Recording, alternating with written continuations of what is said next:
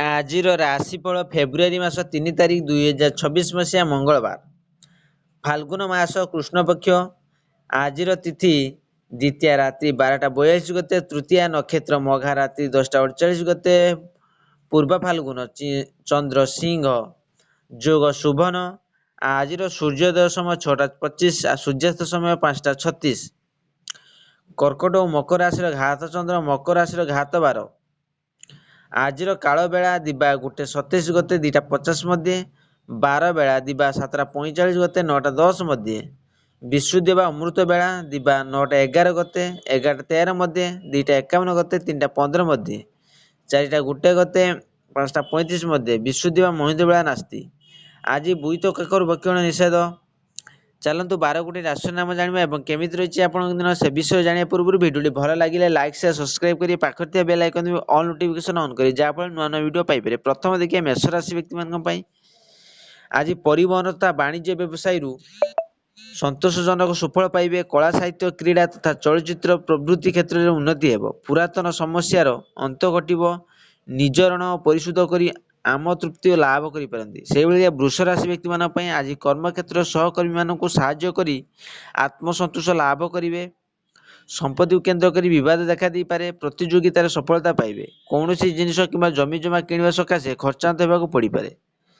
ସେହିଭଳି ମିଥୁନ ରାଶି ବ୍ୟକ୍ତିମାନଙ୍କ ପାଇଁ ଆଜି ନୂତନ କର୍ମସଂସ୍ଥା ପାଇଁ ମନ ବଳିବ ଏବଂ ବ୍ୟବସାୟୀ ବାଣିଜ୍ୟ କ୍ଷେତ୍ରରେ ଉଚ୍ଚ ଫଳ ପ୍ରାପ୍ତି ହୋଇପାରେ। ପ୍ରତ୍ୟେକ କ୍ଷେତ୍ରରେ ବିଳମ୍ବ ଜନିତ କାରଣ ମନସ୍ତାପ କରିବେ। ଅବଶ୍ୟ ଆର୍ଥିକ ଦିଗରୁ ଉପକୃତ ମଧ୍ୟ ହେବେ, ଏପରିକି ବକେୟା ମଧ୍ୟ ପାଇପାରନ୍ତି।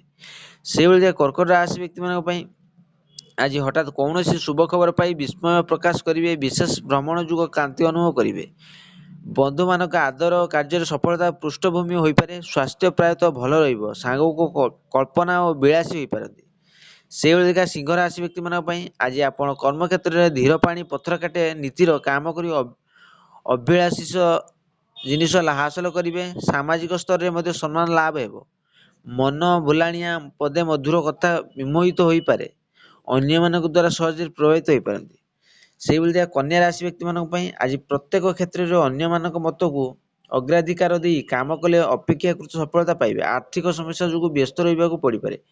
ଦୁଃଖକୁ ମନରେ ରଖି ମୁହଁରେ ହସ ଫୁଟାଇ କର୍ମକ୍ଷେତ୍ରରେ ଅବତୀର୍ଣ୍ଣ ହେବ। ସେହିଭଳି ତୁଳା ରାଶି ବ୍ୟକ୍ତିମାନଙ୍କ ପାଇଁ ଆଜି ଅନ୍ୟ ଦ୍ୱାରା ପ୍ରଭାବିତ ହୋଇ ଭୁଲ ମାର୍ଗ ଅନୁସରଣ କଲେ ଅସୁବିଧାର ସମ୍ମୁଖୀନ ହେବାକୁ ସମ୍ଭାବନା ରହିଛି। କର୍ମକ୍ଷେତ୍ରରେ ଭୁଲ ଖବର ପାଇ ସାମୂହିକ ପ୍ରତିଶ୍ରୁତି ଦେବେ। ବିବାଦୀୟ ଘଟଣାର ସମାଧାନ ଆଶ୍ୱସ୍ତି ଲାଭ କରିବେ। ସେହିଭଳି ବିଛା ରାଶି ବ୍ୟକ୍ତିମାନଙ୍କ ପାଇଁ ଆଜି ଯାତ୍ରା ସମୟରେ ଅନ୍ୟମନସ୍କତା କାରଣରୁ କେତେକ ଭୁଲ କରିପାରନ୍ତି। ଜମି ଜମା ସମ୍ବନ୍ଧୀୟ ବିବାଦୀୟ ପରିସ୍ଥିତି ଭିନ୍ନ ରୂପ ନେଇପାରେ। ନୈରାଶ୍ୟଜନକ ସ୍ଥିତିରୁ ମାନସିକ କଷ୍ଟ ଅନୁଭବ କରିବେ। ବନ୍ଧୁମାନଙ୍କ ଅସଂଯତ କାର୍ଯ୍ୟକଳାପ ଆପଣଙ୍କ ପାଇଁ ସମସ୍ୟାକୁ ବଢ଼ାଇ ଦେବ।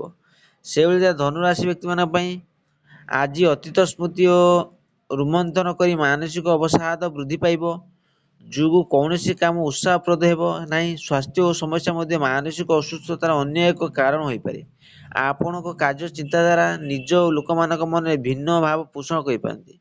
ସେହିଭଳି ମକର ରାଶି ବ୍ୟକ୍ତିମାନଙ୍କ ପାଇଁ ଆଜି ପରିବାରରେ ବୁଝାମଣା ଅଶାନ୍ତିର ପରିବେଶ ସୃଷ୍ଟି ହେବ। ଆଶଙ୍କା ରହିଛି। ଭ୍ରମଣ ସୁଯୋଗ ଲାଭ ହେବ। ଇଚ୍ଛା ବିରୋଧୀ ପରିସ୍ଥିତି ସମ୍ମୁଖୀନ ହୋଇ ଆପଣଙ୍କ କଠୋର ବାକ୍ୟ ନିଜ ଲୋକମାନଙ୍କୁ ଆଘାତ ଦେଇପାରେ। ଯାତ୍ରା ସମୟରେ ସତର୍କତା ଅବଲମ୍ବନ କରନ୍ତୁ। ସେହିଭଳିଆ କୁମ୍ଭ ରାଶି ବ୍ୟକ୍ତିମାନଙ୍କ ପାଇଁ ଆଜି ନିଚ ବ୍ୟକ୍ତି ଦ୍ୱାରା ପ୍ରଭାବିତ ହୋଇ ଅସମ୍ମାନିତ ହୋଇପାରନ୍ତି। ନିକଟ ସମ୍ପର୍କୀୟମାନଙ୍କ ଦ୍ୱାରା ସାହାଯ୍ୟ ଲାଭ କରି ପ୍ରତ୍ୟେକ କାମକୁ ନିର୍ବିଘ୍ନ ସମାପନ କରିପାରିବେ।